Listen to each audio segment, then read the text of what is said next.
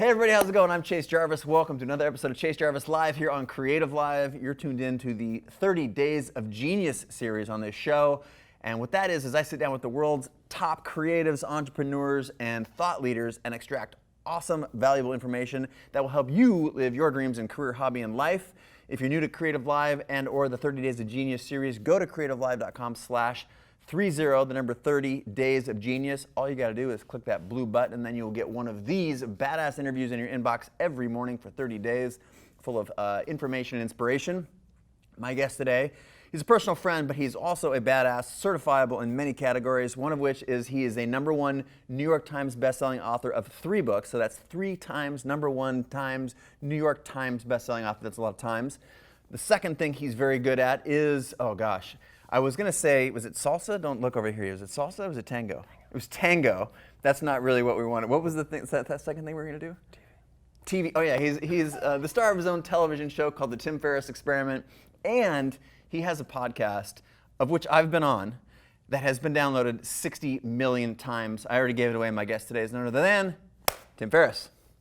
Hi, buddy. Hey, man. How are you? Can we do that again? Let's try that again.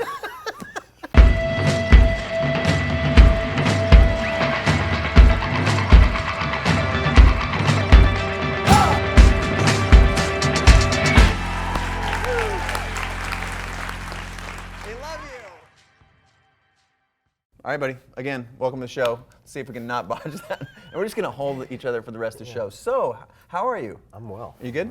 I'm doing great, man. We're in San Francisco. Sunny San Francisco. It's 80 degrees today. I'm wearing a sweater because we were wearing the same outfit before we started. I end up with the same outfit as my guests all the time. How are you? You good? I'm fantastic. Yeah, I'm really fantastic. The podcast is crushing. It's funny how that, as a side project, as a sort of stress release valve, turned into the main focus. The thing. Now, I mean, it was really intended just to be a creative outlet, and I remember kind of I was guest. sketchpad. I was guest number either 2 or 3. Yeah, 3, You pitched it to me as an experiment. Like, this is going to be weird. It might be bad. It might be bad. Quite probably will be bad. But I was so burned out after doing the last book, The 4-Hour Chef, I just wanted something different. And I also, along the lines of what Scott Adams, the creator of Dilbert, has talked about before, to focus on sort of systems thinking in his language, which is planning projects that, even if they are viewed as a failure by the outside world, give you skills or a network, something that helps carry over to your next project. So for me, it was like, well, even if the podcast fails, I'll get better at asking questions. And I'll get better. That's funny. At eliminating verbal tics, I say, as I sound like Porky Pig. Work in progress, folks. But yeah, it's just been a blast, and it's one of those rare cases where the thing that is now driving a lot of the creative ship for me is what I most enjoy doing. So Go I'm figure. thrilled. Yeah, go figure. But is there well, not is there, I know the answer. The answer is yes. You engineered that. Mm-hmm. But did you engineer it so carefully? Like, did you know it was going to be this perfect or this magical when you started, or did you just start? Like, give us a little bit of your thought process. Because baked in there is the answer, but I want to know. Yeah, it was not a disaster when it started, but if you go back and listen to like episode 1 with Kevin Rose, I was nervous. You start with your friends. I started right? with my friends, and I was still nervous. Yeah. And I remember a couple things happened in that first interview. Number 1, I was throwing out the questions that I'd borrowed from other people I had seen interview. So one of them was like, if you could be a breakfast cereal, what would you be? And Kevin's like, oh, it's going to be one of those interviews. And I'm like, stop shaving my balls. I'm already nervous. And then I was nervous and drinking wine. And so when I flash forward like 3/4 of the way through, I was completely drunk. So it's like right out of the gate, I embarrassed myself. Well, this is gin. This is gin. We should be very clear. But what I did do is interviewed or really just reached out to podcasters before starting to ask them a series of questions, which is what I do anytime I try to learn about anything, even if I don't launch, even if I make the decision to abort.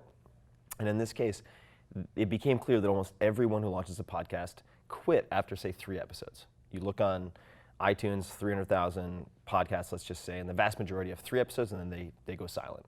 They go dead. And it's because people get overwhelmed with editing. So I made the decision to do long form, long conversations, next to no editing. And just that decision alone, I think has allowed me to get to where I am in a necessary but not sufficient manner.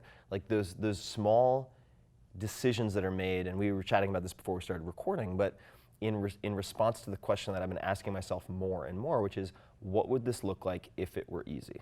Like, yes, you can try to make it perfect over here, but that might mean that you quit after 3 attempts. So like, what would it look like if it were easy? And part of the answer was next to no post-production. I love it. Well, to describe a parallel track, ChaseJarvis Live, this particular show is 5 or 6 years old now, and the original 50 episodes were only in Seattle, 100-person live studio audience, live only, no pre-recorded, also the same long format. And it was hard, and even then I'd made some decisions, some aesthetic decisions, one of which was making it black and white. Primarily that was intentional so that it would be reductive and you're just focusing on the 2 people in the conversation. But then it was also like, oh, well, that saves all kinds of other problems because we can use mixed light and natural light and artificial light, and we don't have to solve for all this shit. So I kind of tried to do that then, and this, what we're living right now, is an even easier version of that. Mm-hmm. And it's weird how when you take out these things that are the blockers, how you can steamroll through something. And not only that, but what I've come to realize, maybe a little later in my life than I would have liked, is that... You're like 26, what do you mean later? That's true, 26. I'm doing a lot of roids, that explains the lost hair. But that's a joke, folks. Not a very funny one. But the point I was going to make is that I think for type A personalities, I'd put us both in that bucket. Dangerously. It is easy as a default to assume that if you don't feel like you're burning the candle at both ends, you're not doing a good job. And what I've realized is, yes, there's a place for hard work if you've chosen the appropriate place to put it.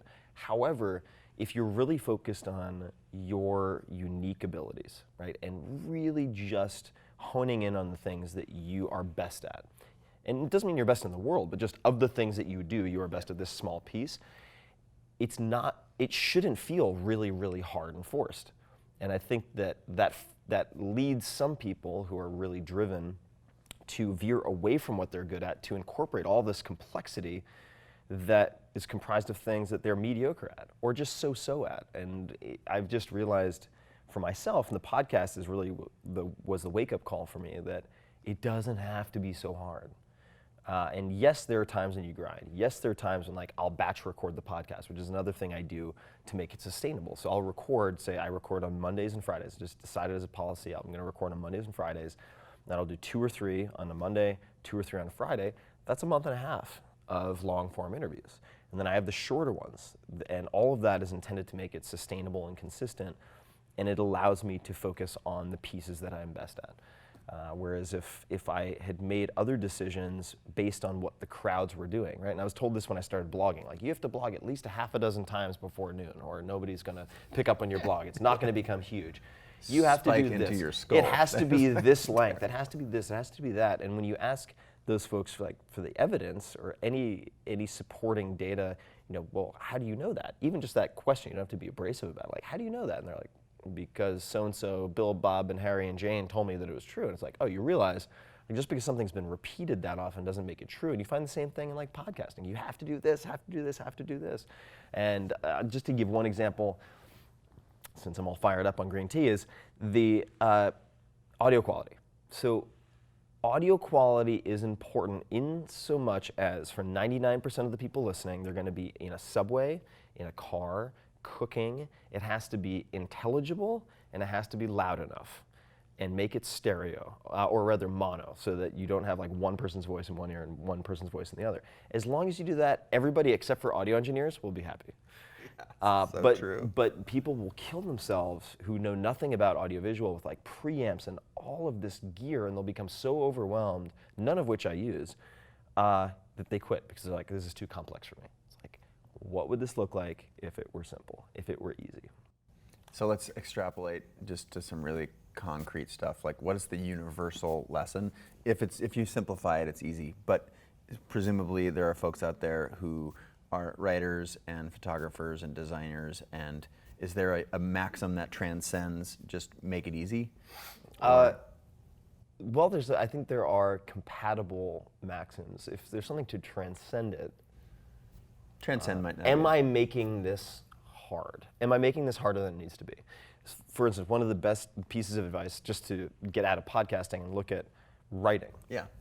Which I find infinitely harder than podcasting, although... We're podcasting right now. We're podcasting right now. I'm not even trying. Are you trying? I'm not trying. Although I had so much mushrooms before we started. No, I'm kidding. You did hours of prep for this, I did know. hours of prep. The blank page is very intimidating for a lot of people, unless they happen to be trained journalists who can churn out 1,500 words a day and have them be good. That's not me. But one of the best pieces of advice I got was from someone who told me this lesson in the context of IBM back in the day, when IBM was just the behemoth. It was an 800-pound gorilla across several different industries, and their salespeople were known as being incredibly, incredibly effective. They smashed quotas. Now, how did they do that? One of the lessons that was taken away from IBM was that they made the quotas really low. That's pretty odd. Why would they make the quotas low? Because they wanted the salespeople to not be intimidated to pick up the phone. They wanted to just build that sales momentum, and then people would overshoot their goals. Translated to writing, I was told at one point, your goal should be 2 crappy pages a day. That's it. If you hit 2 crappy pages, even if you never use them, you've succeeded for the day. And alleviating that performance anxiety about putting down like 10 pages of good material, which inevitably, I think, you're going to fail at least once or twice a week, allows you to overshoot that goal and continually succeed and sort of build that confidence and momentum. So that would be an example of rigging the game so that you can win it. It applies to diet, it applies to exercise, it applies to writing, it applies to podcasting. How can I make this easy? How can I set, in a way, the goal lower, the objective smaller, so that I can feel like I'm winning? Because I feel like the feeling that you are winning is a precursor to winning on a very large scale. Yeah, to actually winning. The way I talk around here is CreativeLive, for example, has a ton of momentum right now. Yeah. It's like it's just growing. It's exceeding our expectations. I mean, we have very high expectations, but you can't underestimate the power of momentum. And 2 becomes 4. I mean, just think about compounding interest. There's like you're leaning into it, and it's accelerating, and the maybe even the accelerating a lot of accelerating returns. That's what I'm trying to think of. So, is that a I don't know. Do you apply it to every part of it? Because you just touched on like writing and all, like. I do. I apply it to any type of behavioral change. And if you want to be more creative, you want to make more money, which has many different component behaviors. Okay. If you want to sleep better, longer, deeper, whatever it might be, set of behaviors you need to change, right? So whenever I'm looking at behavioral modification, I think BJ Fogg at Stanford has done a lot of interesting writing in this department, where if he's trying to get someone to floss, he'll be like, start with your front teeth. It's like, don't worry about the whole mouth. He's just like, I want you to floss, like you have enough time to floss your front teeth before you go to bed. 8 seconds. And eventually you just be like, wow, I'm such a loser. I can't believe I'm flossing my front teeth. I'll just floss my whole mouth. And then you do it, and before you know it, boom, you're flossing your teeth, right? So, but rigging it in such a way that you don't put it off, right? So, you want to pick up an exercise habit, 5 minutes on the treadmill. That's it. And it's like, if you get in there and you're like, I'm not feeling it. You want to jet after 6 minutes? Great, you're done. You succeeded, you win. If you want to stay, you're feeling great, feeling a little froggy, as my gymnastics coach currently would say. It's like, great, then stay on for another 30 minutes. But like, understand that's bonus points. You already won. And I think another way, a very close corollary to that for creatives, particularly people who are like, I need to win, I want to be number 1, I want to fill in the blank, like I have no idea. Aggressive goal. I know you have none of that hardwiring. Is celebrating the small wins. I think I've been very bad at that historically. Yeah, me too. And my ex-girlfriend helped me develop a habit, which I think is a great habit. I have this jar, and it's going to sound super cheesy, but she labeled it the jar of awesome, and it's a big mason jar, and it's just like when something really cool happened, you're not going to remember it. like 3 months later and have that perspective to give you gratitude. It's like write it down on a little piece of paper, like every night, like write down the things that were awesome that happened that day, however small they might be, fold it up, put it in the jar of awesome. And then when you get into a funk, when you're feeling down, when you're feeling uncreative, whatever it might be, go through and read these pieces of paper, these little like self-made fortune cookies of That's goodness awesome. from this jar. It's a really easy habit that I think allows you to not only be creative, but understand that most people, and I know this isn't exclusively focused on creativity, but why do people want to be creative? Because they want to do good work. Why do they want to do good work? Because this. Why? Because they want to feel good about themselves and be happy. It's like, well, you can give yourself small doses of that throughout the process. You don't have to postpone that reward that you think you're going to get at the end. Because guess what? If you don't celebrate the small things, you're not actually going to be very good at celebrating the big things either. Yeah, there's, I don't remember, it's come up in this series of talks, somebody was talking about, was it, I think it was Neil Strauss talking about interviewing Lionel Richie. It's like Lionel Richie, he just had had an epic year, you know, it had to be like 1983 or something like that, but it was an epic year, he won the Grammy, he sold 1 million albums, blah, blah, blah, and it was like, he considered himself climbing his way to the top in the music industry, and when he got there, you know when he told Neil was up there? Fuck all. There's nothing up there. There was no one else on the mountain, and so it's just obviously the takeaway is that it really is the journey. It sounds trite, like you said, like a awesome jar or a jar of awesomeness. But if you can't actually celebrate your wins along the way, what do you got? Yeah, and the anecdote that I still remember to this date, and it just puts a lot in perspective, which was from Thich Nhat Hanh. So this is a Buddhist monk who's nominated for the Nobel Peace Prize by Martin Luther King Jr., Vietnamese Buddhist monk. And he's done quite a lot of writing. I think the first was Peace is Every Step or something like that, which was intended for internal use only. It was a guidebook to new monks who were attending his retreat center or monastery in Vietnam. But the point being, the anecdote that he talked about was thinking about this peach. So you really want this peach at the end of the day, and this is like your reward for a hard day's work, whatever it is. But if you're, say, washing the dishes, and instead of being mindful, and I don't want to get too woo-woo and out there, but this does have a lot of practical applications. Instead of like being present with washing the dishes and doing it in a very conscious way, you're thinking about the peach you're going to have afterwards. When you're eating the peach, you're not going to be able to enjoy the peach either. You're going to be thinking about like your inbox or whatever the hell it is that you're going to do after the peach. And so it's like really honing that, and I actually owe you a debt of gratitude, and I've said this before, but for introducing me to transcendental meditation and getting me to bite the bullet with that. And there are many different types of mindfulness practice that work very well. I think things like Headspace are very helpful as apps and whatnot. Great app. Calm, Headspace. Calm, also very good. But celebrating the small wins, and mindfulness is one of the constituent attributes that you can develop that helps a lot with that. I love that. I'm going to go to the meditation thing. I think it's you provided the bridge now that you're a professional interviewer with the podcast and everything. Natural bridge, so I'm going to take it.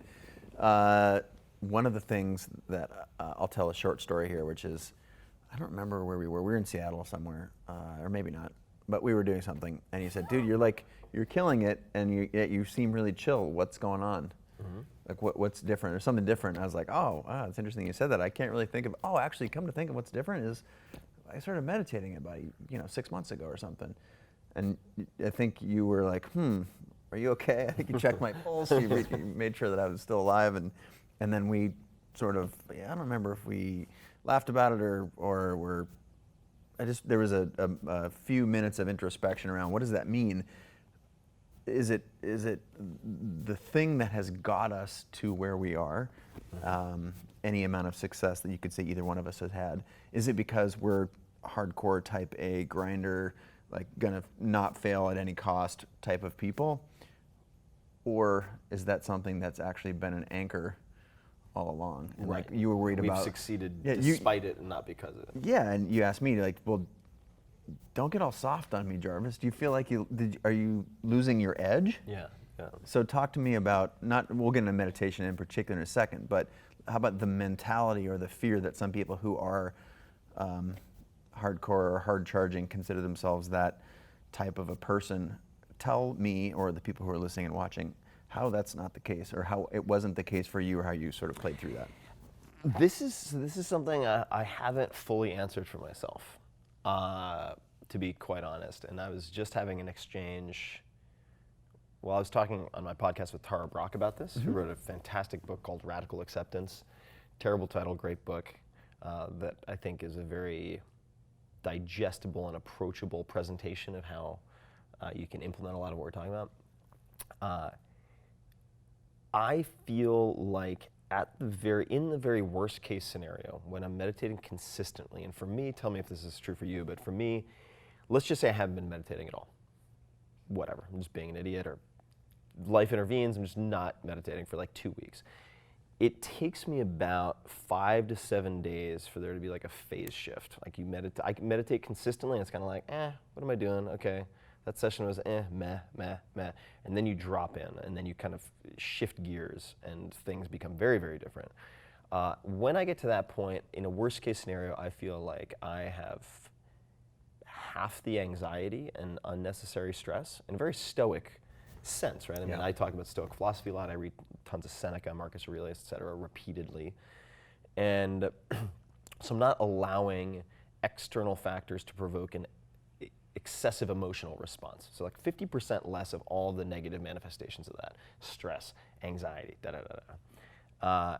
Tony Robbins, I remember, said at one point, he said, stressed is sort of type A language for fear. And I was like, that's a pretty good one.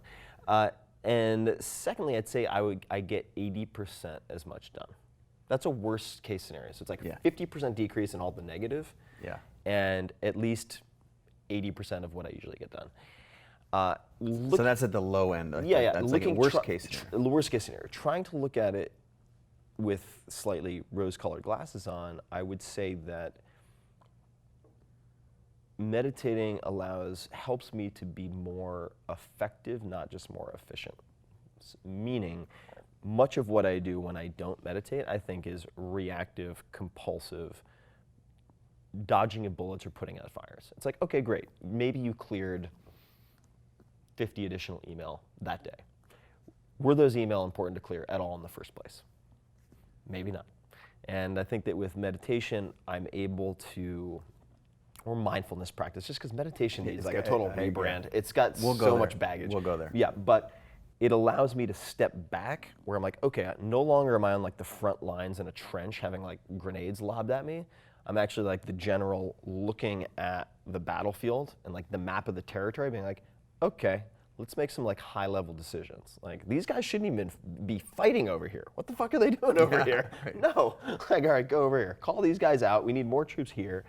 And objective wise, we should be going after like this. Great. Everybody, deep breath, execute. So that's a bit of a winding answer, but I feel like, especially at this point in my life, I do feel like I could have benefited tremendously from it previously. Yeah.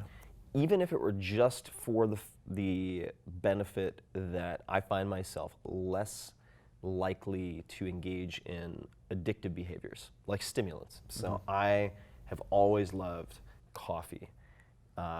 Tea at the weakest, right? When I was a high school athlete, I got hooked on pre-workout supplements, ephedrine, caffeine, aspirin, all that stuff. And I think I did a lot of physical damage to myself by taking that stuff consistently because it was sort of self-medicating, but also just really put me on like level 11 to in spinal tap parlance. But when I meditate, I don't need those things as much, nor do I want those things as much. Yeah. So I think it could have been very helpful just from a health standpoint if I'd started earlier. And these days, I'm 38, I feel like I want to pick my shots. It's like I'm no longer the athlete I once was.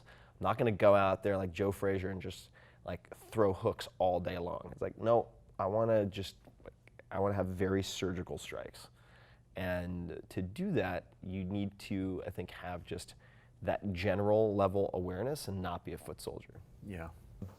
I just actually read a great quote from Maya Angelou, something about creativity, and for some reason this is a tie-in to meditation, which is creativity is an infinite resource.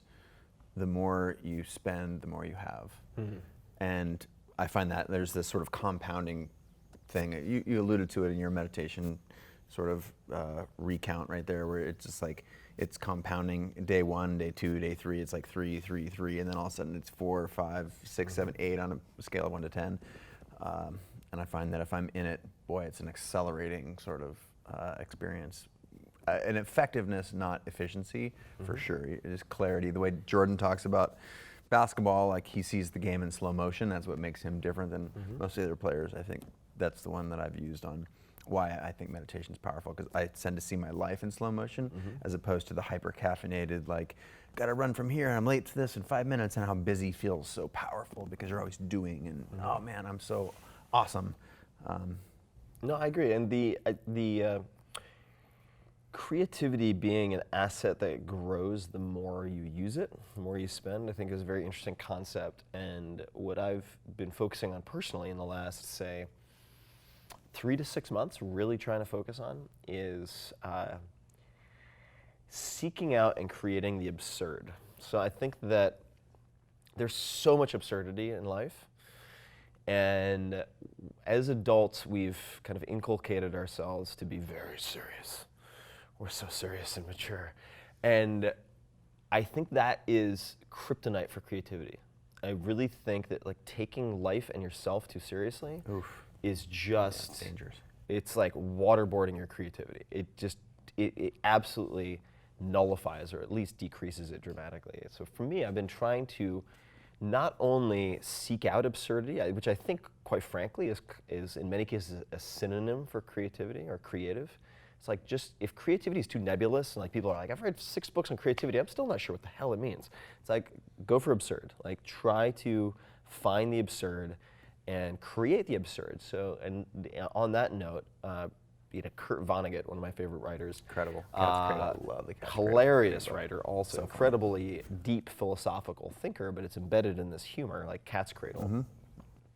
You know, it's like, no cat, no cradle, you know? It's just like, that doing things kind of just for the hell of it, you know, for no good reason whatsoever, and making them as absurd as possible. I've created some very interesting opportunities for myself, some very unexpected opportunities for myself, just by doing things on a lark and doing things because they're absurd. Could be. Can you give us an example? Yeah, I'll give you an example. So on Instagram, like I try to put up at least a handful of photos a week that are just completely absurd with minimal explanation, just to see how the world would respond. So it's like me testing out my dog's new dog bed, you know, with like little to no explanation. Or like yesterday, putting up this photo of myself with these ridiculous things called sun stashes, which got sent to me.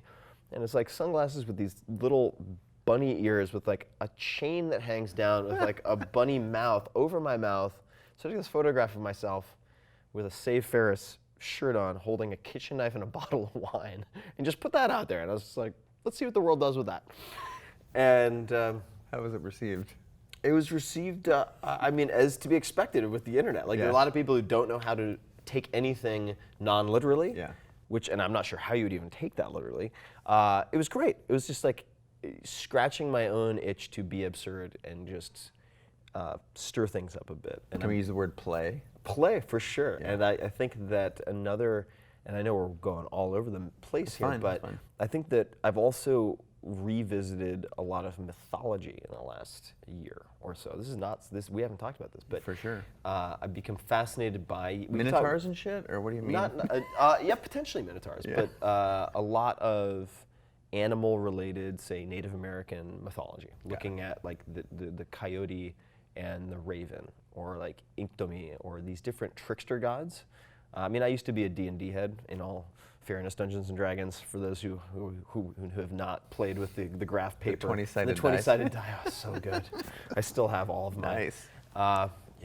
dodecahedrons and all that goodness, but go gray elf. Anyway, the point being that I think that the masks people wear, and this is someone else's quote, but often tell us more about who they are than the truth, right? And the stories that persist for hundreds or thousands of years can tell us, even though they're fiction, more about our sort of existential condition and humanity and human nature than any nonfiction book written on the subject, And that's something I've been trying to explore, like to discover truth through what people would consider non-truth in the form of mythologies, and specifically for me, focusing on these kind of trickster, prankster gods who very interesting characters. Because they're viewed on one hand as creators, on one hand destroyers, but they, in many cases, kind of walk the line between this ordinary reality of human beings and this other world of the mythology surrounding the gods and whatnot. But there's, as off the reservation as all of that sounds, I think there's a lot of truth to be gleaned by looking at stories that have just persisted for hundreds or thousands of years. And that's informed a lot of my behavior. Yeah, there's a play component embedded in that for sure. Like it's make believe, and it made me, as you were talking, I reflected on my own life, and I have a list of 10 habits that I do every day, and there's actually 2 words that I put in one habit, and it's play or make. And like I consider myself. Where do you put that? I put it in an app called Habit List that I track 10 habits. It's not a free app, so you have to be prepared to pay $1.99, which I've literally said, yeah, check out this app, and like, oh my God, it's $1.99. Like literally, you paid twice as much for your coffee this morning. So get off your ass and fork up the $1.99 Habit List. It's a good one. So you put now make or play, are those 2 separate habits, or do you put them in one one habit? And that's the part that I think is interesting. Is we were talking about like creativity is sort of making something out of nothing, and then you got to be careful not to take yourself too seriously, and that led us into play. What are some of your other habits? Sorry, I'm holding back. No, to this is protect great. this family program. No, this is great. I'll get to those in just a second. Let me put a bow on this point. But the fact that play and make for me are interchangeable. Yeah. I look at making as a playful activity, even though basically the only job I've ever had is as a professional creative. And you know, reflection on someone you introduced me to, Charlie, who used to work for you, helped you launch the 4-Hour Work Week, maybe 4-Hour Body. His book, Play It Away, which is about finding some relief in your day, 30 minutes to just go hit baseballs or take a walk or goof off, basically, and how that stimulates creativity. So I put those on the same thing, on the same level, and if I make something, say this show, or I will take some time out and actually go take some pictures every day, that making or goofing off, I lump those in the same thing because it makes me a better human. You want to know some other habits? I do. Make sure to drink 64 ounces of water every day. 64 ounces. Which is not an incredible amount. It's just like 8 glasses. Yeah, roughly 8 glasses. And Kelly Stretz got me salting that water, of course. Oh yeah. Kelly does that. Another one is 8 hours in bed. I don't require 8 hours of sleep of myself, but generally there's a strong correlation with if I'm in bed. Bedtime and sleeping. It's weird how those go together, right? Like, I do the same thing with napping. Yeah. It's not sleep for 20 minutes. It's lay down for 20 minutes, because that, again, like rigging the game so you can win. If you lay down, you're like, fuck, I need to get to sleep. I only have 20 minutes.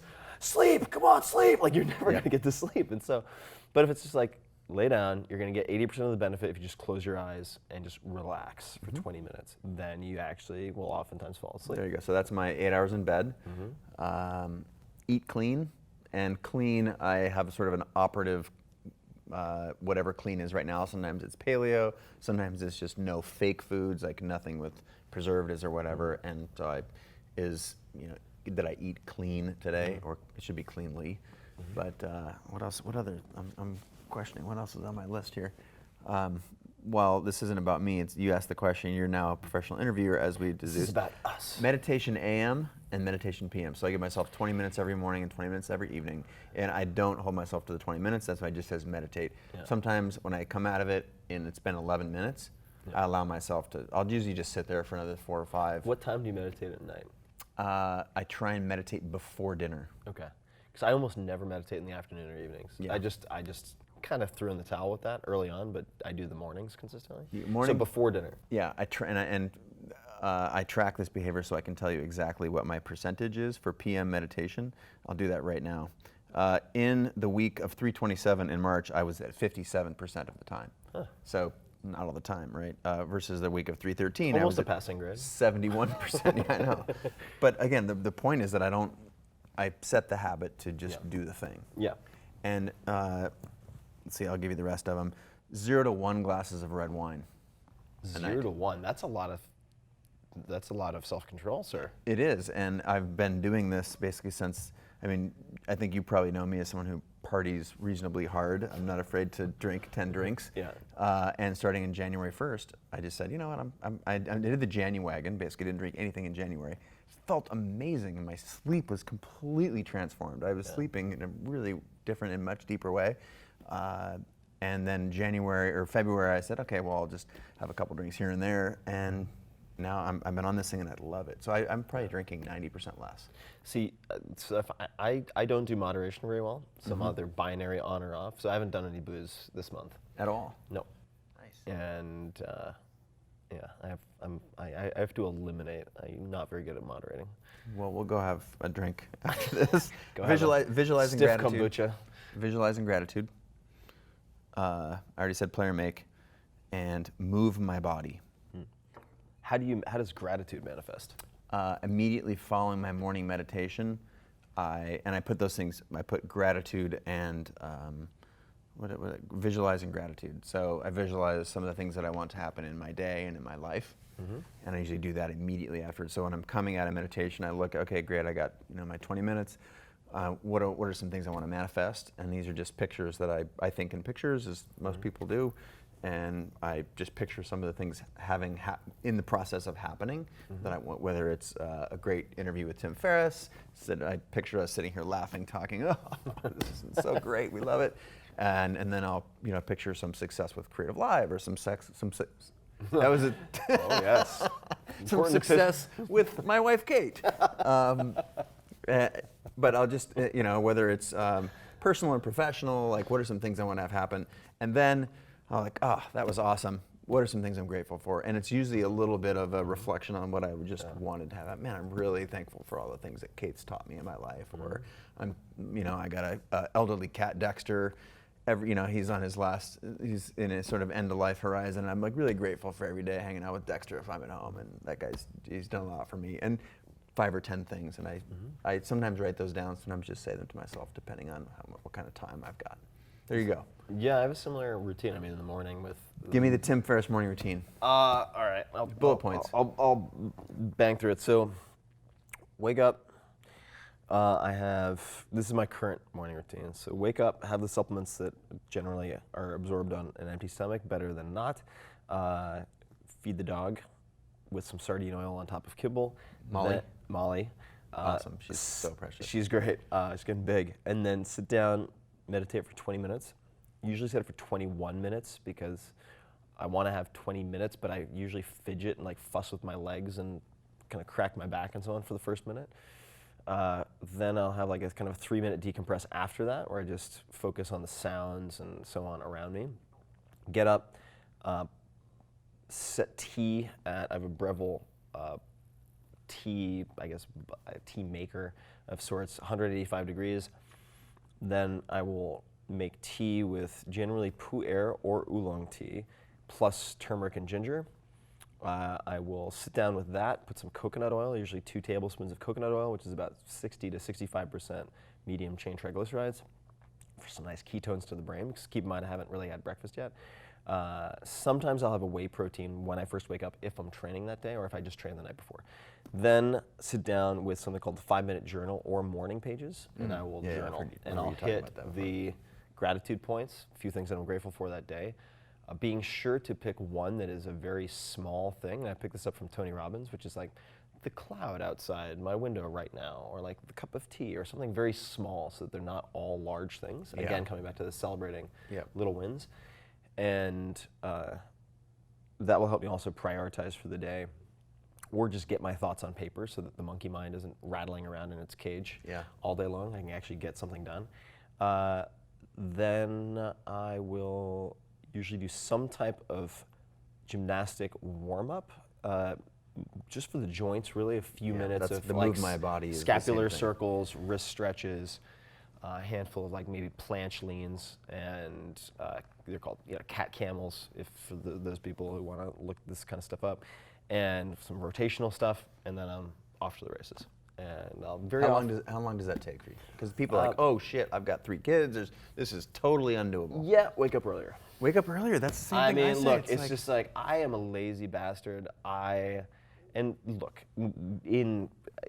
To state the obvious, I'm in a very fortunate position where I have a lot of flexibility in my schedule. But it's like you look at the person who wrote The Kite Runner, all right, Khalid Hosseini, I think his name is, full-time doctor, brutal schedule. He woke up an hour earlier. And he put pen to paper for like 45 minutes every morning, and he wrote a book that turned into a massive, iconic bestseller. And a movie and a movie and everything else. Like, you make the time. You're not going to find the time. You make the time. And I should also say, it's like I know people with 3, 4, 5 kids, like Leo Babauta, Zen Habits. I know people who have like real jobs, people in finance, people who have like 9 to 5, non-managerial entrepreneurial CEO jobs, who make it work really, really, really well.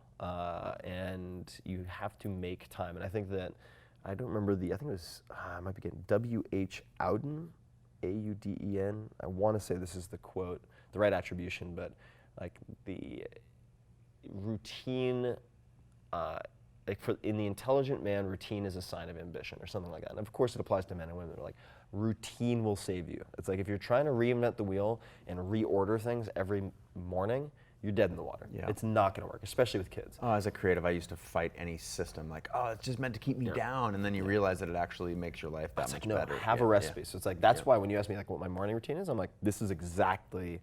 This is the algorithm, right? What's an algorithm? We use this word a lot now, and like journalists use it a lot. It's like, what the fuck? What is an algorithm? Algorithm is, and computer scientists, you can rip me apart here, but it's a series of steps intended to produce a replicable result, right? And it's a recipe, in effect. And it's like you need that in your routine. Yeah. For like my evening routine, I have the same thing. It's like locked down. I have a very particular evening routine with like my hot bath with Epsom salts, with ice bath alternating. This is gonna sound weird, but I've been in your bathtub. It does sound weird, but yes, it fits a few people. It's not like it's not a one-person. We're not laying on top of each other in a standard issue bathtub, gazing into each other's eyes. You have an awesome tub. It's great. The rose petals were nice. Yeah, I'm kidding. No rose petals. But yeah, routine will save you. The crazier you are, the more neurotic you are, the more important routine is. Speaking as someone who I think is both of those things. Me? No, me. You too. You just keep it under wraps better than I do. A little bit better. So, evening routine, without going into the detail, I just think it's interesting. Spent some time with Ariana Huffington. She's really a huge sleep advocate, and the sort of end of day routine, how powerful that is. And she does the same thing. You take a bath and turn down all screens, hide those things 30 minutes before you need to go to bed. I recently did a little video that's not out yet, but about eye mask, earplugs, stuff like that. Yeah, I'm not a good sleeper. It's a game changer, and less drinking for me has been a really powerful thing. Sprinkle a couple things. Other tweaks that I find helpful. I left make my bed out of the morning routine. I always make my bed in the morning. That was I got that from some former Navy SEAL commanders, as well as I think it's Dandapani, former monk. It really sets the day off on the right foot. Yeah, it seems weird. A little thing, and then it's like a minute. I don't like tuck it. It's not Four Seasons, but I have a large blanket that kind of covers the whole thing. It makes it look fine. But at night, and I bring it up because the night triggers thinking of the made bed. Because when you come back in, if you've had a difficult day, you come back in and like your bedroom's just in complete disarray. I find that psychologically unsettling. It's just. Yeah. It's not a good bookend to your day. Versus you come into a space that's. Yeah. So a couple of things. I have, I think it's called the DOHM, D-O-H-M, I want to say it's the spelling, white noise machine that is very, very, and if you search sound machine in my name, it'll probably pop up, but I don't make it. But it's a small device about yay large, and you can adjust the airflow, and it just provides a consistent background noise for sleeping. That's not so much my routine as the sleep setup. I also have a sleep mask. I think it's called the Sleep Master. Cheesy name, but it wraps over the ears as opposed to behind, like on top of the ears, which I find very uncomfortable. And it has Velcro, and it also basically buffers sound additionally. I have these disposable, which I tend to reuse at least a couple times, 3M construction earplugs. The orange ones? Orange or yellow. Yeah, they're really, really. Same. That's what they're great. They're powerful little. They're really powerful. Aren't they? And in terms of evening routine, I'll just throw out two things. So the first is definitely less screen time, and if you're going to use screen, laptop, let's say, then use an app like Flux, which will change the wavelength of light that is emitted from your screen, so that it's Matt, you use that, don't you? Matt's behind that camera right there. He likes Flux. Yeah, he's Flux like, what's this orange screen? You're yeah, like, oh yeah, it's Flux. So yeah, tip for people who, like CEOs, don't let your designers work on stuff if they're using Flux past a certain hour, because the colors will be fooked. This has happened to a number of people I know, but great app. And then the two pieces I would say is hot bath with Epsom salt is just a must-have for me. And I will very often listen to Every night, Tim? Yeah. Wow. Yeah. If I'm at home every night, and I will usually sit down and listen to a podcast or an audiobook. I'll listen to Hardcore History, I'll listen to Here's the Thing with Alec Baldwin, which is short, or I'll listen to any number of audiobooks. Now, so let's talk about the content of the audiobook or TV show or book. Here's where I'm going. I find it, for me, I have experienced lifelong onset insomnia, and this seems to be hereditary. And males in my family almost all have onset insomnia, meaning they won't necessarily wake up in the middle of the night, but it takes them forever, me included, to get to sleep. Typically because I'm running through the things I didn't do, the things I'm going to do tomorrow, the problems I'd like to solve, the creative stuff I'd like to figure out, and I just can't turn off those hamster wheels. They're just constantly going.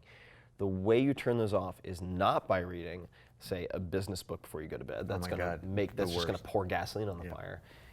The way that I can hijack that process and enable myself to sleep is by focusing on fiction.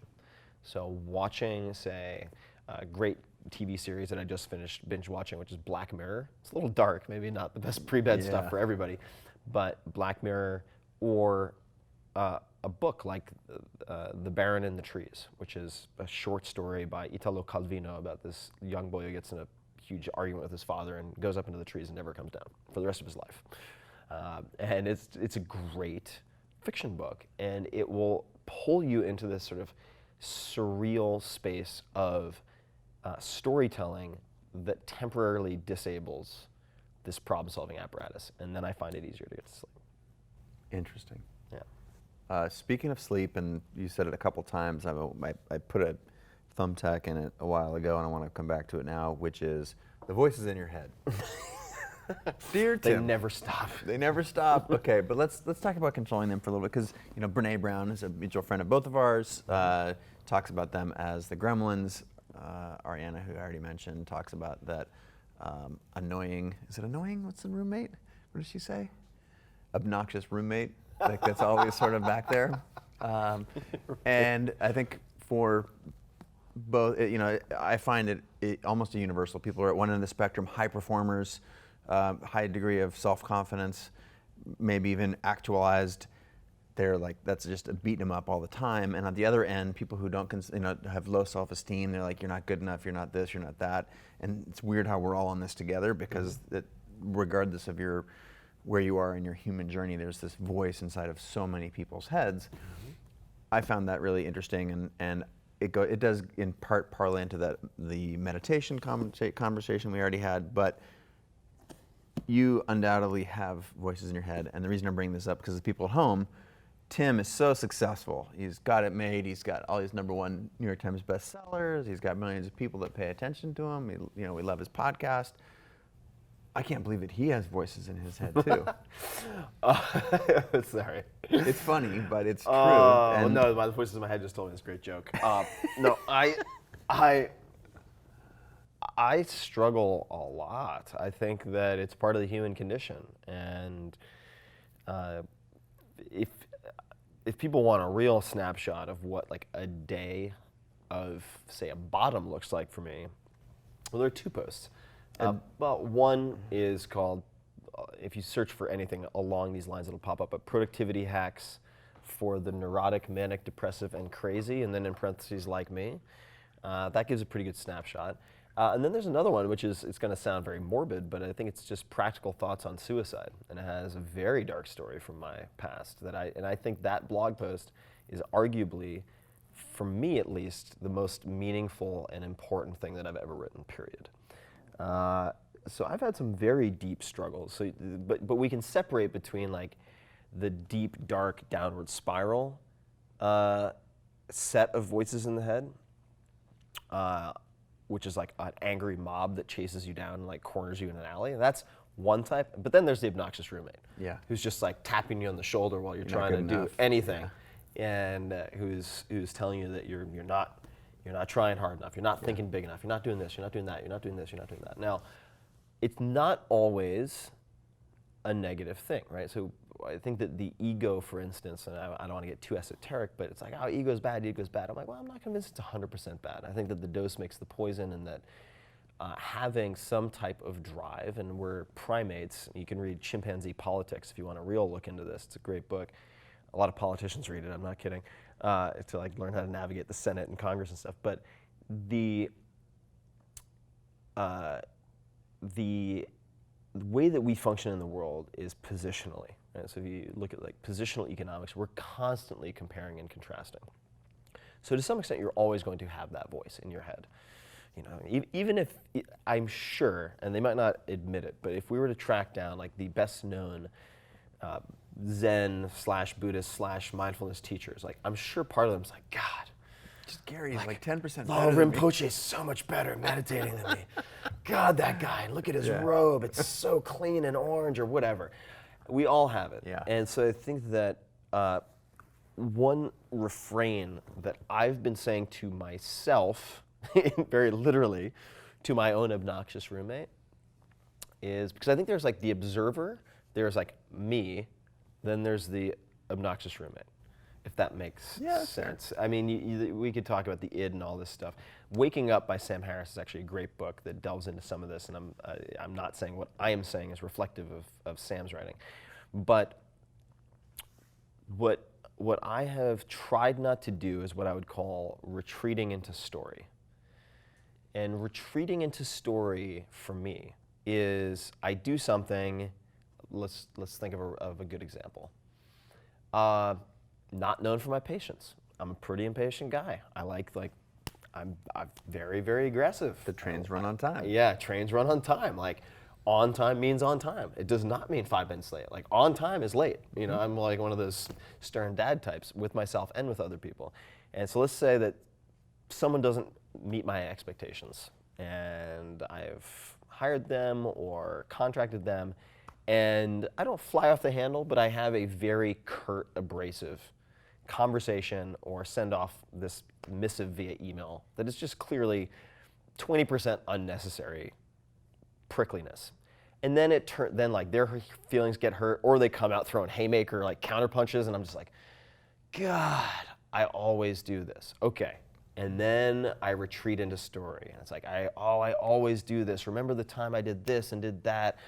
I am this, I am that. Like, that is a point for me to pause. Like, I always, or I am, I've learned to kind of time out. That's a trigger for you to go, okay. As much as possible, and I'm not perfect, but I'll be like, wait a second. Like, am I retreating into my story? Am I like taking that old record off the shelf that is like, Tim's pessimism regarding, self-image and anger. And it's like putting that on and just like rocking out to that. It's like, no, you can choose the record. Like, no, put that record back. And like, if you're getting, I read this, it's like if you're pissed off, like rather than saying like, oh, I'm pissed off, it's like, no, you're doing pissed off. What is you're pissed playing off? Pissed off. You're playing the role of pissed off. And retreating into story could also be like, oh my God, so-and-so, they always blah, blah, blah. And I was listening in my bath, and this isn't quite nonfiction, but it was this old recording by Wayne Dyer. And he said— Wayne's awesome. Yeah, it's just an incredible delivery also. And one of the things he said, I think it was like no limit, becoming a no limit person. It's kind of like a cheesy old recording, but I like those cheesy old recordings sometimes. And he talked about, in effect, like people behave the way you teach them to behave.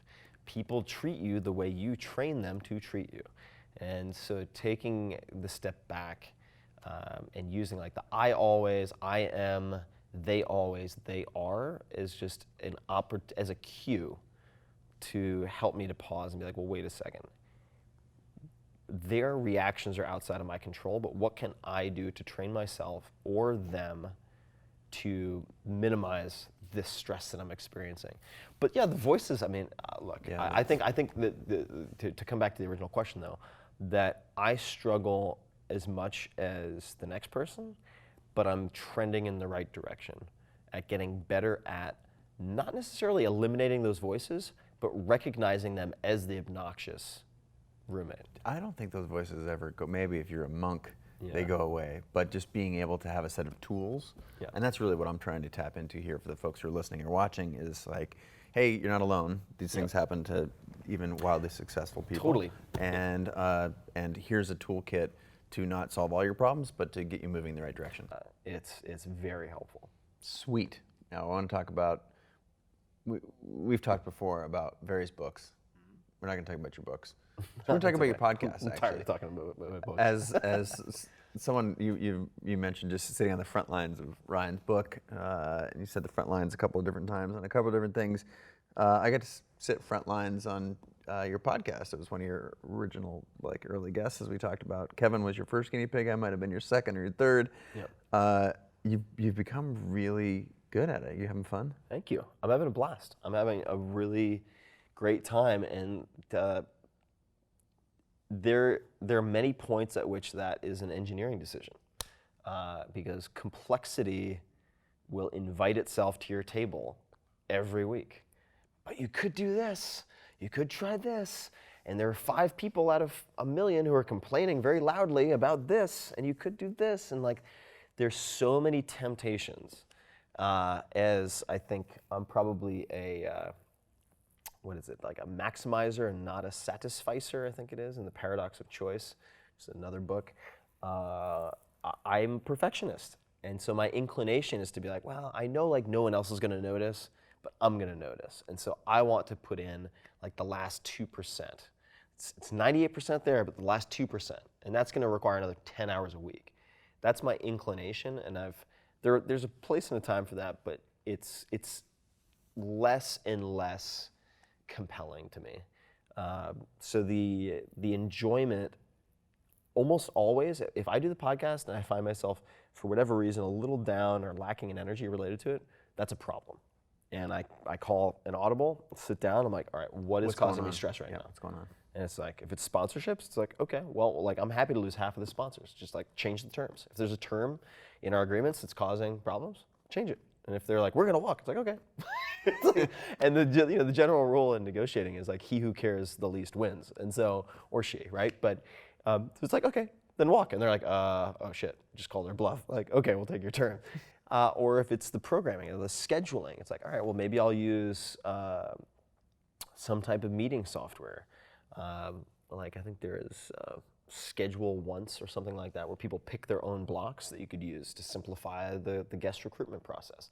Maybe it's like, well, we're constantly answering the same questions, and like that's becoming a huge drag on time.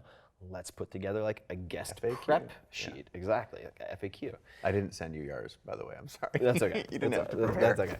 okay. And it has been a lot of fun, but to make it, to allow it to continue to be fun as it grows, requires some architecting. Fair. Yeah.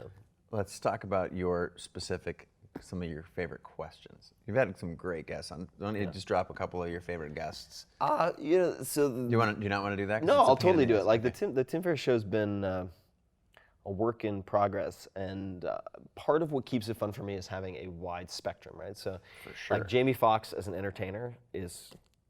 The guy's just Hilarious. amazing. I mean, Hilarious. so incredible. So we did that episode in his sound studio at home with like impromptu music and imitations and impersonations, was just incredible. All the way to the opposite end, and this is an episode that actually has not come out yet, but did an interview with BJ Miller, so I like doing interviews with people that the audience will almost certainly not know. Yeah. Like I did one with Patrick Arnold, who's like the world's most famous black market drug designer. Barry Bonds, Marion Jones, like he was the guy. And BJ Miller is a triple amputee who runs the San Francisco Hospice Project, or the Zen Hospice Project, excuse me, based in San Francisco. And he's helped roughly 1,000 people die. And he's a young dude, but he's gone through some just incredible trauma himself. He was electrocuted at Princeton, actually, in an accident, lost 3 limbs. And that interview is deep, and there's a lot to be gleaned from it. So that would be one that I really enjoyed, and I'm just naming a few along the spectrum, right? Because there's my favorite thing about it is there's a philosophy that's the same as mine. Some people really fancy and famous that you can like, oh, what's it like to be that? That's sort of weird. People that everybody knows, and then people that no one would know, but you like, I know you're gonna find this person fucking fascinating. Yeah, exactly. So it's like you have like the Arnold Schwarzenegger, where everybody's gonna know Arnold. But what do you mean? Hopefully, I get some stories out of him that people haven't heard, which was the case.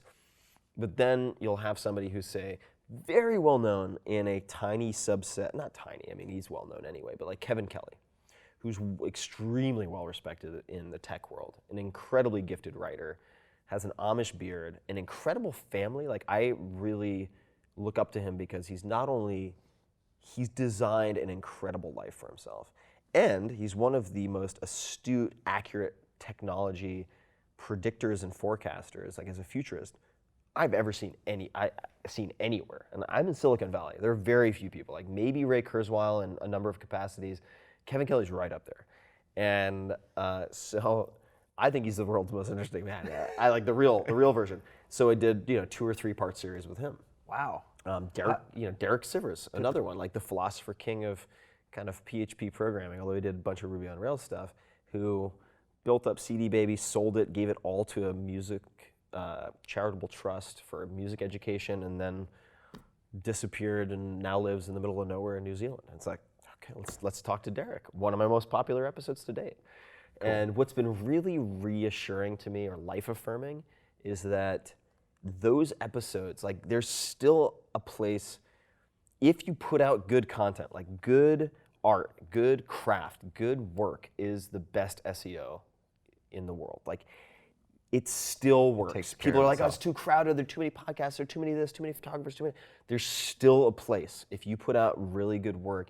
And I'm not putting this all on me, but it's like when I have a guest who really performs, I mean, meaning they just like deliver super detailed, tactical stories, anecdotes, routines, things that my listeners can use. It's like a Derek Sivers or somebody who has next to no recognition compared to, say, Jamie Foxx, can do as well. It's nuts in terms of the downloads and the listens. Like, that stuff spreads. And that's another thing that's just made me excited again to get back in the game of kind of creating some type of editorial or work. To see like there's still a place. Like, I was told when I started podcasting, whatever it was, a year and a half, I think it was actually, I don't know, 1 to 2 years ago. It's too crowded. It's done. No, you can't, it's too late. And you're going to hear that all the time. When you do anything. I want to do this. Oh, it's too late. That's too late. That ship has sailed. And it's like, no, you just have to be different and you have to be better in some capacity. If you do that and you stick with it and you screw up like I did in the beginning, you get too drunk on multiple occasions in like your first 3 episodes because you're so nervous and it's super sloppy and people are like, dude, it sounds like your wine bottle has a separate mic on it. Like, tone it down. And you keep it fun for yourself. Like, make it fun for you and you will find an audience. Has been the other thing I've learned. Like, if I want to throw like chimpanzee screeches in the middle of a podcast as a transition just to see what the hell people do, going after the absurd again. Like, this one listener actually said she freaked out. She was in a retail store and she took her bag and threw it across the store because it was so loud. Still working on my levels. It's like, I can do that. If I want to make like weird Mogwai noises in the beginning of an intro. What is a Mogwai noise? Mogwai is like,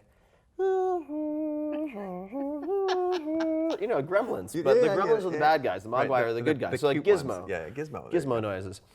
Then I can do that. And it's just like, it's giving me such a sense of freedom because with the books, and maybe you feel this way, maybe you don't, but like, I have so much work out there as a writer.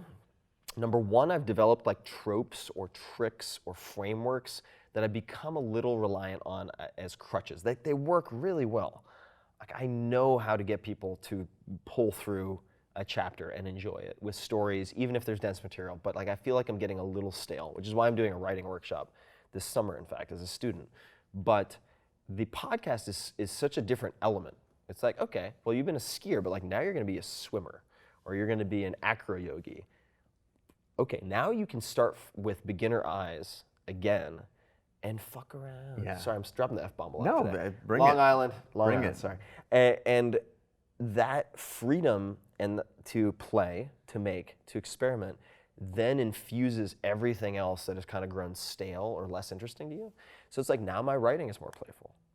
It's great, man. I'm having a lot of fun with the podcast. Those things are connected, by the way. Like the amount of Super enjoyment and play that you're having there's a correlation, for at least for me and many people I know, to great work. Totally. So one of the things you said is great stories that maybe they haven't heard on some other podcast version of them. So tell us a story here that you really haven't told somewhere else. It doesn't have to be. Doesn't have to be horrible. And I know it's like I on tell you command. what, I'm gonna ask you a refining question related to that while I answer your other question about questions that I ask on my podcast. Great. So I'll give a couple of the. So these were going to be these were two distinct things in my mind. We'll let them be. No. I'm going to because I'm going to buy you time. The question I'd like to ask is, what type of story? Give me like some. Some categories, creative constraints. Some categories, Okay, sure. creative constraints. Sure. So some of the questions I like to ask on the podcast while you're gestating on that are, if you could have a billboard anywhere, what would you put on it? And I'm sure I borrowed this from somebody else. Like I'm not making all these things up. Oh, for sure. We're all What advice would you give your 20-year-old self, 30-year-old self, say 40-year-old self? But not just the refinement I made to that, which I think is important, is place us somewhere. Like where were you? What were you doing? And then give me the advice because it's so contextually dependent. There are some other ones that are hit or miss that I borrowed from, say, like Peter Thiel. Roughly, like, what do you believe that other people think is crazy? That's his like classic interview question. Right? So I borrow from many, many different places. When you think of the word success, who's the first person who comes to mind, and why? Right? These are some standard questions. What book have you gifted the most to other people? So that's a question I came up with. I'm glad you didn't have many of these questions formulated when I was on your show, because there's a lot of those are hard. They're hard. They're hard. Hitters. Some of them are hard. And the gifted is important because if you ask someone what is their favorite book or favorite books, there's a primacy and recency effect, meaning they'll tend to remember the most recent books they read, and especially if they're caught on their heels, they'll just pick something that they read in the last year or two. Whereas if you ask like what book have you gifted the most to other people, usually it's an extremely short list of like 2 to 4 books that are their go-to gift books. So those are a few. So stories I haven't told. Stories you haven't told. Tell me a story you haven't told about a struggle with writing, because I feel like there's a lot of glamour. I'm just continue to name drop other people here. Brene Brown talks about gold-plated grit. Like, oh, there was this time, shit got so hard, it was so real, but then I made it through it. Everything is awesome. They go back to the awesome story again. Yeah. And so you just like, it's like, oh, I'm so vulnerable for like a quarter of a second, and then I go back to, so I believe that people think of you first and foremost as an author in the sort of the guinea pig way that you framed yourself, but clearly you've had a lot of hardship in there. And so talk to us about something that people wouldn't know about that time period that might reveal something about you. Oh God, there's a story that comes to mind. I'm not sure what it reveals would be very good. No, I'm not looking for good. I'm looking for honest. This might be the closest I've come to like double leg drop kicking someone. I just pictured that. In the That was an last, like awesome like visual. lucha libre style. Yeah. In the last few years, so this was probably 2011, because this was just like I felt like I was at the breaking point, like really physically, mentally, emotionally, just at the breaking point. I was at the last like 30% of The 4-Hour Chef. It's like a 700-page book. It's a monstrous book. That was nuts. Thousands of photographs, Which- hundreds that- of original illustrations. Like, You did that class, the 4-Hour Life, but Yeah. it was really in the launch of the 4-Hour Chef, Chef, that's on right. CreativeLive. We should link to that somewhere around here. yeah. It was a really difficult time for me. It was a very complex project. It was a 3-year project, in effect, that had been compressed down to a year and a half. And I'm very happy with how it came out. We pulled it off, but there were some really big hiccups along the way. And one of the biggest challenges was publishing is still very archaic in a way. There aren't there are not fantastic digital tools for providing fast edits to really complex layouts. I know there are some options for like website review and things like that, but it's too labor intensive compared to say pen and ink on paper. If you're going to be making hundreds of edits, like line edits and whatnot. So what would happen is I would get shipped these printouts, or they would get, actually, we would print them out in San Francisco, or wherever I happen to be, these 2-page spreads. And then I would go through and I would hand edit, like I'll make hundreds of hand edits, copy it, because you do not want one single point of failure with one copy, send it back. They would then incorporate those changes into the InDesign doc, and then repeat the process. Now, I had a really tough experience with this book packager who was hired to help with this. And when I would get the next round of edits, very often only about 70% of my changes made it in. I would notice that. How are you tracking So that? now, what do I have to do? I have to take out both versions, and I have to go through line by line. This is a 700-page book, and compare each to see what got missed. And I had to do this dozens of times.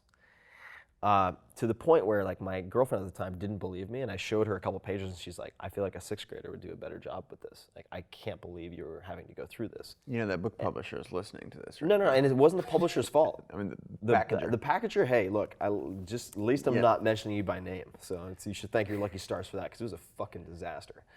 And I found myself at one point, I'd committed to, so keep in mind, like my job as a writer has become somewhat more complex as things have gone on, because when I wrote the 4-hour work week, that's all I really had to do. I mean, I was running my company at the time, but it was a few hours a week. And now, 4 to be precise. like the 4 to be precise, and then the 4-hour body, it's like, okay, now Tim's starting to do a lot of angel investing, make other commitments, advising, et cetera. The 4-hour chef, it's like, okay, now the doors have been blown wide open. I have like 100 times more inbound than I did during the 4-hour work week. So I had made a commitment, this is getting to a story, made a commitment to speak at some event in Southern California, like a year before it actually showed up. It's funny how those come back and bite you And in the then ass. so I get back like 50 pages printed out, and I realize half the edits haven't been made. And at that point, I'm probably running on like 4 or 5 hours of sleep for a week. And now I have the speaking engagement to go to. And so I go down to Southern California. I do my speaking gig. That's fine. You know, I put on a smiley face and get it done. And, you know, be a good soldier. Knock that out. Then I have to go back and basically pull an all-nighter to work on these edits. And I'm at this kind of run-down hotel. The hotel room is tiny. It's just like the desk isn't big enough for me to spread stuff out to work on the various spreads. So at that point too, I was still using kind of like ephedrine, caffeine, aspirin stuff to like keep the engines running, which is really horrible for you. It's so bad for your adrenal system and everything, which makes you extremely grumpy. And so I'm like running on nothing except for like the ECA stack. And I've just finished my speaking gig. It's like 2 in the morning and I'm working on all this stuff. And in the lobby, I remember very clearly the lobby of this hotel, really high ceilings, and it was a rundown kind of shoddy place. And there's one light on the ceiling that landed on one table. And I was doing all my work and the light goes out. And it's like 2:30 now, and I'm just like, oh my God, I'm not even close to done. I'm like 40% there. I'm like, oh God, okay. So I get up and I walk, the length of the lobby, which is a pretty big lobby, a couple hundred feet to the front desk. And there's like one poor guy who's working at 3 in the morning, the night guy. Dude, yeah. And there's somebody checking in who's clearly like been traveling all day, really run down, not looking happy, some like bedraggled traveling salesman or whatever, getting checked in. And so I'm kind of like standing off to the side, like 20 or 30 feet away. I don't know why I'm telling this story. And the guy, so the guy who's getting checked in, the guest, was like looking down at his phone. The employee behind the counter looks at me and he's like, gives me this like, yes sir, kind of head nod hand wave, which the guy checking in didn't see. So I say, well, actually there's just one problem. I'm gonna have to pull it all there. I'm working on this thing. The light is out. Now the guy getting checked in now looks up and he's like, who the fuck is this guy? And he goes, hey. I'm like, yes. And he goes, fuck you. And I was just like, I didn't know what to do. I was just like, do I kill this guy? Is this the double leg? Like, he doesn't look good at sprawling. Like, should I just like fireman's carry him into the coffee table? And I didn't know what to do. And I was like, old Tim would have attacked this person. Like, new Tim, hopefully, like, needs TM, hadn't done it yet, would do something. And I didn't know what to do, so I went, You kissed him. and I just sort of like blew him a kiss. And I was like, I'm not going to attack him, but I hope he attacks me right now. So I will like literally, it will be like Discovery Channel, like hyena tearing apart a carcass. And then that'll be like the end of my career, or who knows, start of a new career, maybe Charlie Sheen style. And so ultimately the guy like was thrown off by that, didn't know what to do. And then the guy behind the counter is like, oh shit, like what do we do here? I don't know how to manage this. So I was like, and so I just walked back and like sat in the darkness. Looking at all this undone. This is a sad scene. You asked about a struggle, so like love it. I just like sat in the darkness, like trying to cool off, and I'm just like, let me let that guy leave, so there's no homicide, and I'm just sitting there looking at all this undone homework and thinking to myself like, never again will I do it this way. It's like never again will I sign up to do this way, and that's You haven't. and I haven't. Like, and that was, you know, late 2010, 2011. Book came out 2012, and I'm very proud of the book. But it's just like, man, that was kind of the last nail in the coffin with respect to how I relate to a lot of big business stuff, and meaning like having a publisher who owns rights that inhibit your ability to do certain things with your own work. That's one of my favorite things about this show. A long time ago, starting it up, just there's no rules. No one owns it. Like I could do whatever I want. There's no like beholden to no one. Like you said, sponsor doesn't want to play. Like, okay, Goodbye. you're done. And now that you clearly have built yourself an amazing platform, so you've built some freedom in your own. Yeah, and world. the blog, I have complete freedom. The podcast, though, the podcast was the first art project, which is really how I view it. Yeah.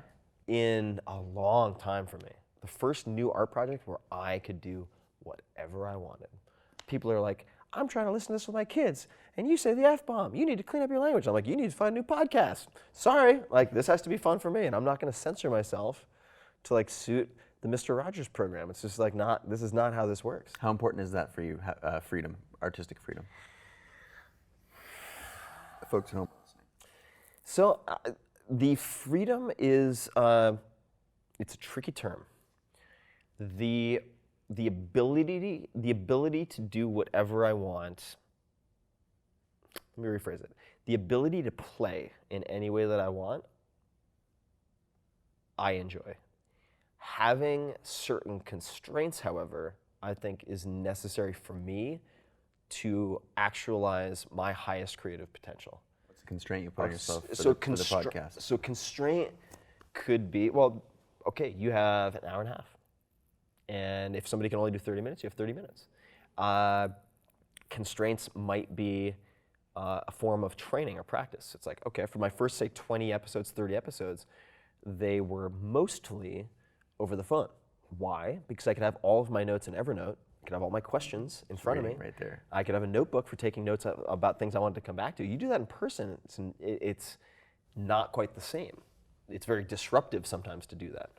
You know, if we're talking, I have a laptop here, Right. it throws off the entire dynamic. So practicing, deciding, okay, the next 10 episodes are all going to be in person. What are you going to do? You're going to have to change your method. You're going to have to figure out a new approach. You're going to have to maybe memorize more or not memorize anything, depending on who you talk to, right? Like Neil Strauss does an incredible amount of preparation for his Rolling Stone or New York Times interviews.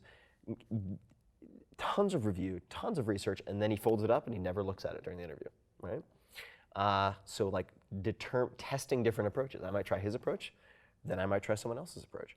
But constraints would be, for instance, ensuring that I talk about there's something sensitive. It's not a gotcha show, but like let's say there's a sensitive subject that I think will produce an answer or a story that'll be valuable to my listeners has to be valuable. For sure, value is the key takeaway. How do I navigate the conversation and like ride the wave to get to that? That's a constraint. It's a requirement, right? It's weird. I do the same thing. And What's the one risky thing that I'm going to go to? Yeah.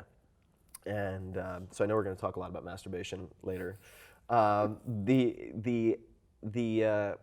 Or something like that, right? So it's kind of like right meow, like Super Troopers. Like, Yeah, so, meow. So I decided I wanted to say masturbation, which I just did twice, and so I've checked that box. It's 3 times in this actually conversation. in this 3 show. times, fantastic.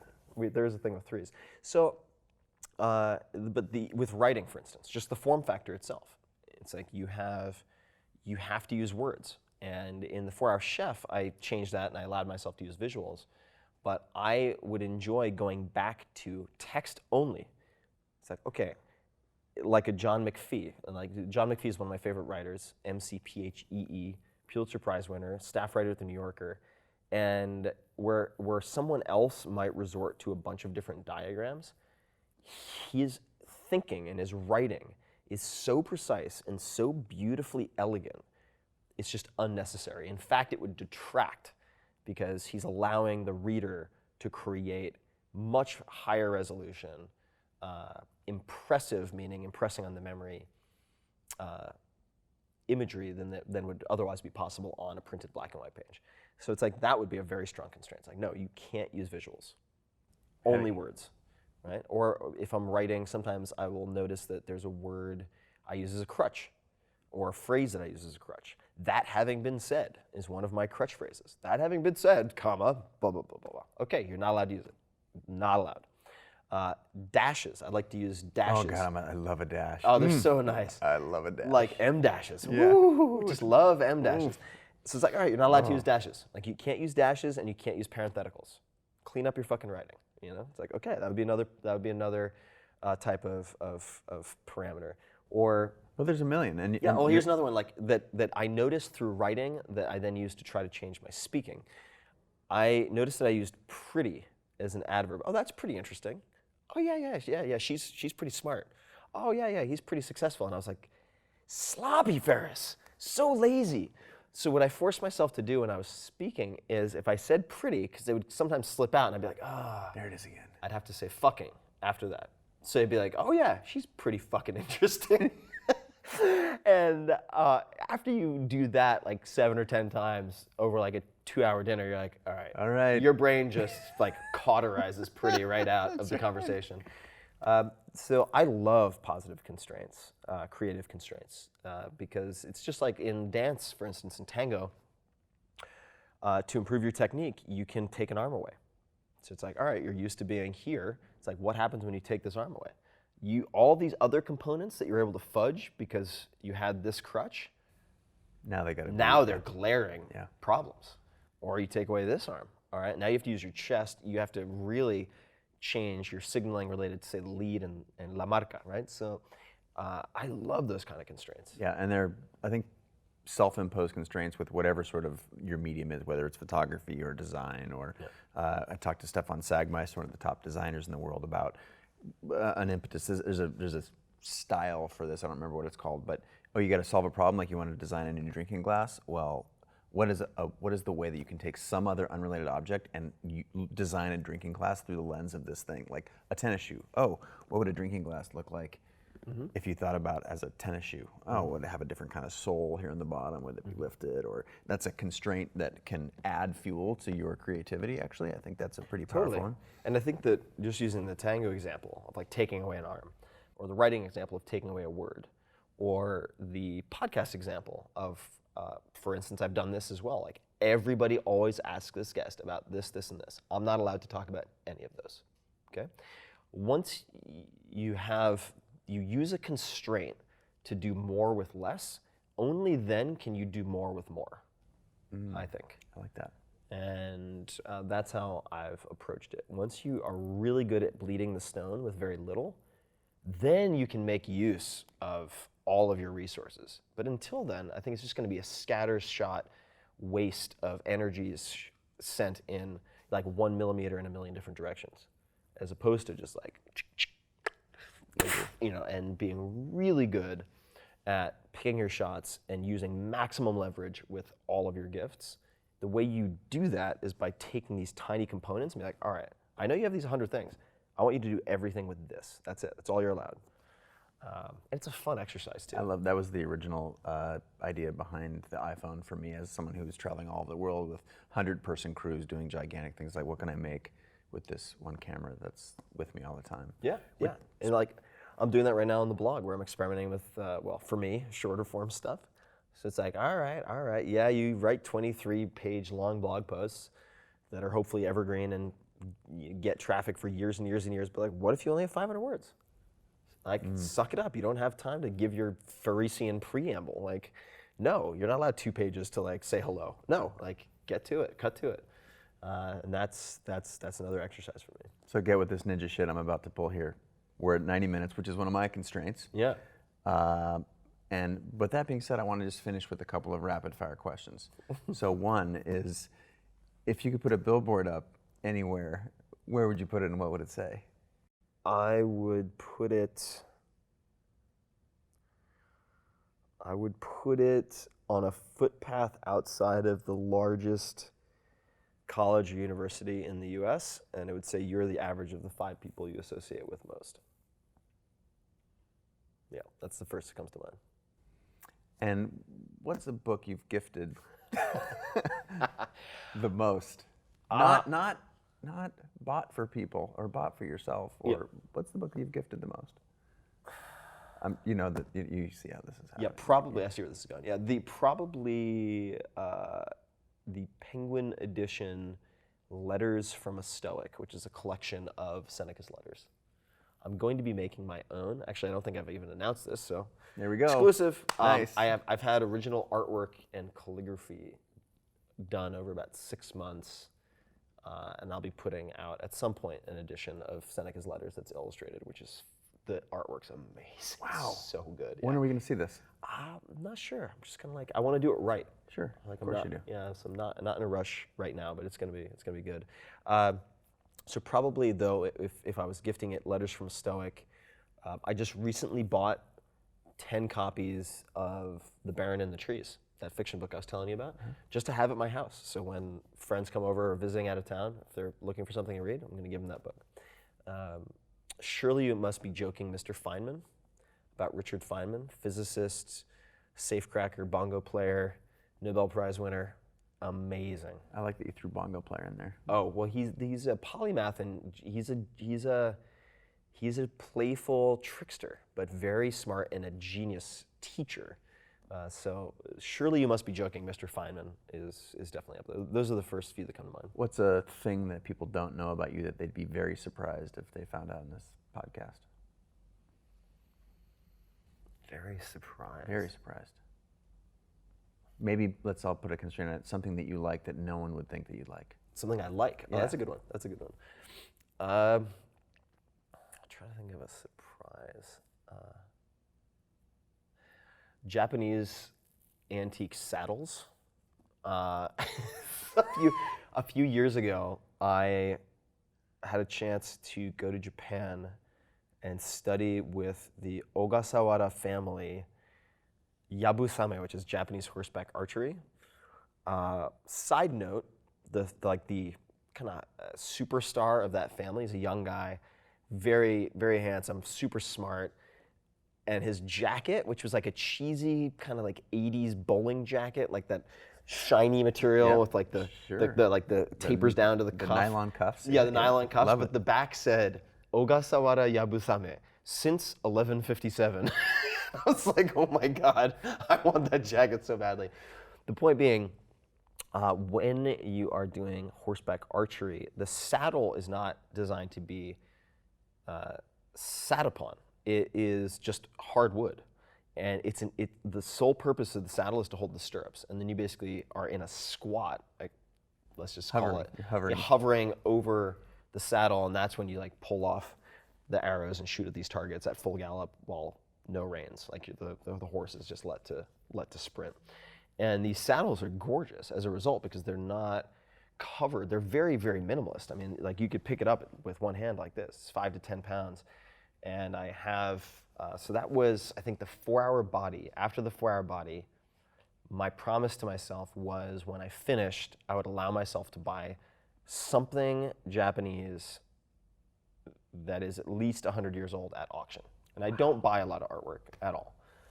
And then I thought, I was like, well, I'd like to get some armor, and I was looking at armor and swords, and then I said, you know what? Actually, I'm more interested in the saddles. I was at your house once. You had a teepee in the front room. Remember that? Yeah, I do. I do still have a teepee. I have like an. Is that related to the saddle? Is it a leather and wood thing? Or? No. It's like I do like earth tones. There you go. You do. But no, the Japanese saddles are gorgeous. So I have two. I have two of those. Beautiful. Yeah. Anything else I should ask that I haven't before we go? Anything you should ask?